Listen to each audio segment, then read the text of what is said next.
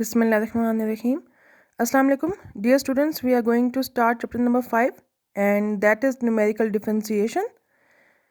And what are the applications of this? That you know that there are, of course, there are many practical problems where we need to find the derivative of the functions of the form that are given in the tabular form y is equals to f of x.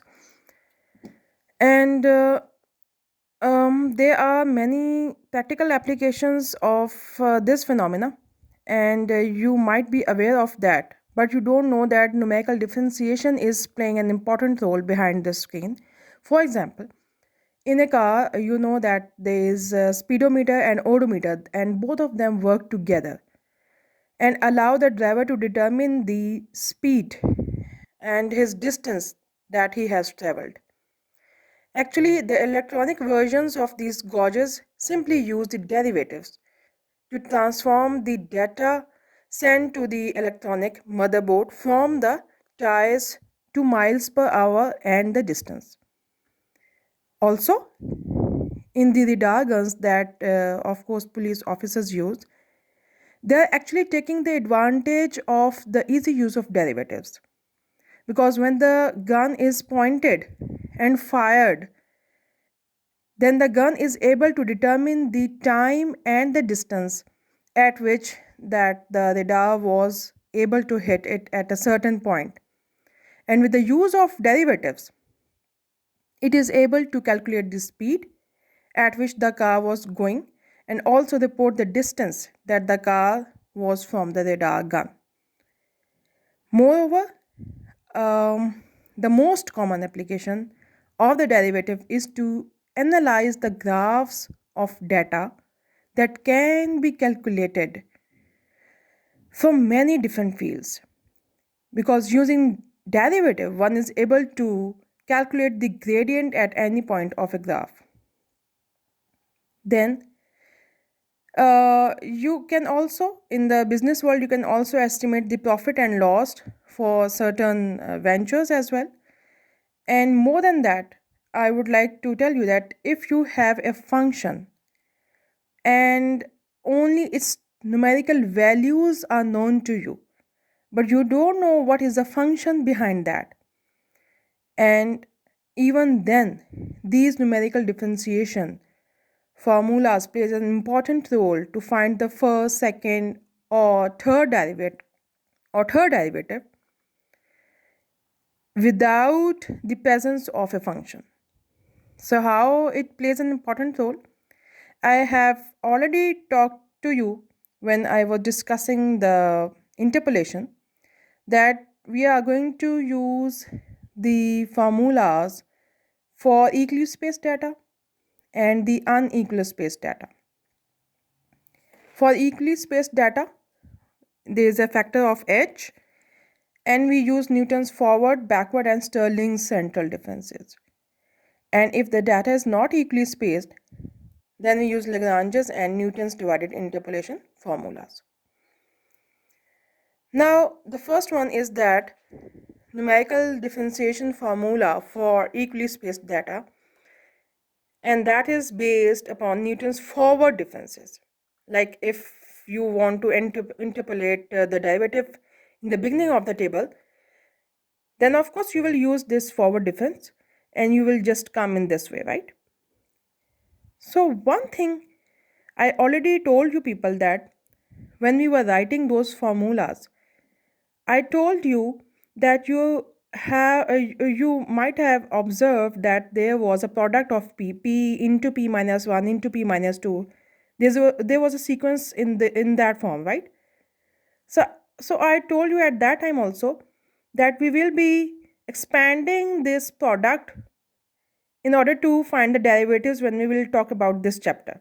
So this p you already know that this is p is equals to xp minus x naught over h. This xp is actually x, and this xp is typically used for the interpolation, right?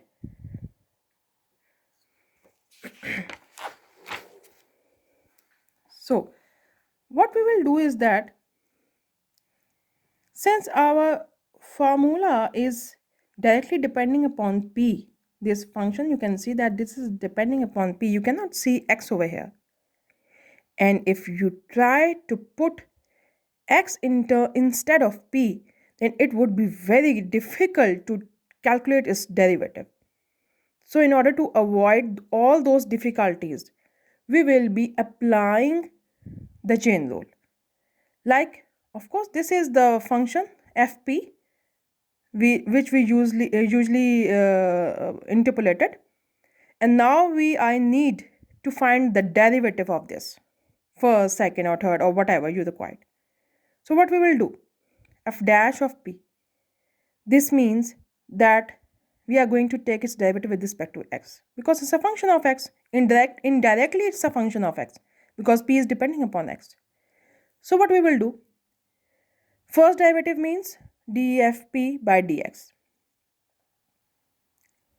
And since this fp is depending upon p, you can see that directly, and then indirectly upon x. Then we will try to use p over here, dfp by dp into dp by dx. Now since fp is going to be differentiated with respect to p, so it would be very easy for you now.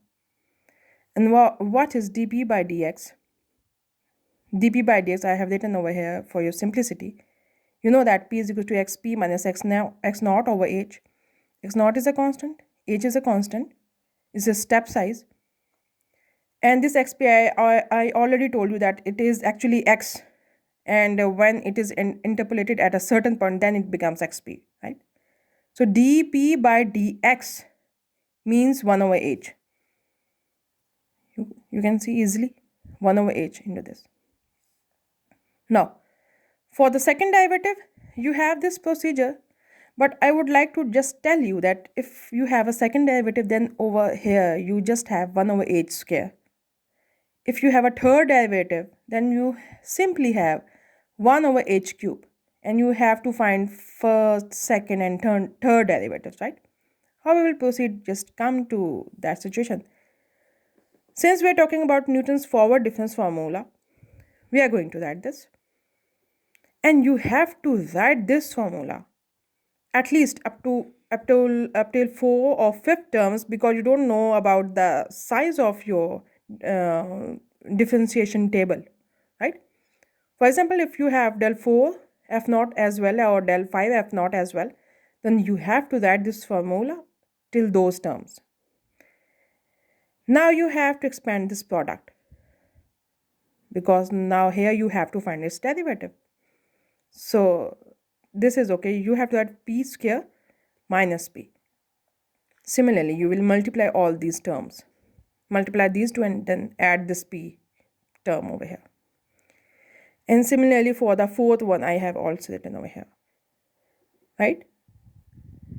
So when you have to find the derivative, what you will do, f dash of p, that is equals to 1 over h into, now this will be differentiated once. Here you can see, since there is no p, so it will just get lost. Now over here, you will be having only delta f naught, plus this will be 2p minus 1 over 2 into this, plus 3p square minus 6p plus 2 into delta cube f naught, plus similarly you can have 4p cube minus 6 18p square 22p, and then minus 6 over 4 factorial into delta 4 f naught. Up till where you have to expand it, you will just judge it from the table that has been given to you. If it's a big table, of course delta 5 f naught will also come, and you have to find that. If not, then it's fine. But the first thing is that you have to write this formula, and then you have to expand it in this form, because you don't have to memorize this thing, what was the first derivative, what was the second derivative. No, don't try to remember this. It will get very difficult for you otherwise. Just write this formula, spend on some time in expanding the in expansion of this thing, and then just take the derivatives, because it will get easy for you, and I will try to give you time for that, right? You don't have to make a memorization of these formulas, right? Similarly, you have this second derivative, and in the second derivative you can see that there is a factor of 1 over h square simply. Okay, so there is a question. Let's come to the question. You have to find the first and second derivative of this function at this point. This is a function given to you, and you can see they have, for example, they have not mentioned, but we are going to do this with this forward difference scheme, right? We have constructed this table, and you can see there's a difference of 1. H is equal to 1 over here. And in this way, we have made this table. This P x naught, if x is 2.31, then we will choose x naught as this. This question is split into two parts, right? So you have first derivative, you have second derivative. Put in all those values. You are already familiar with these. So you will be having this first and second derivatives at that point. And for x is equal to 3, you are supposed to choose x naught is equal to 3. You can.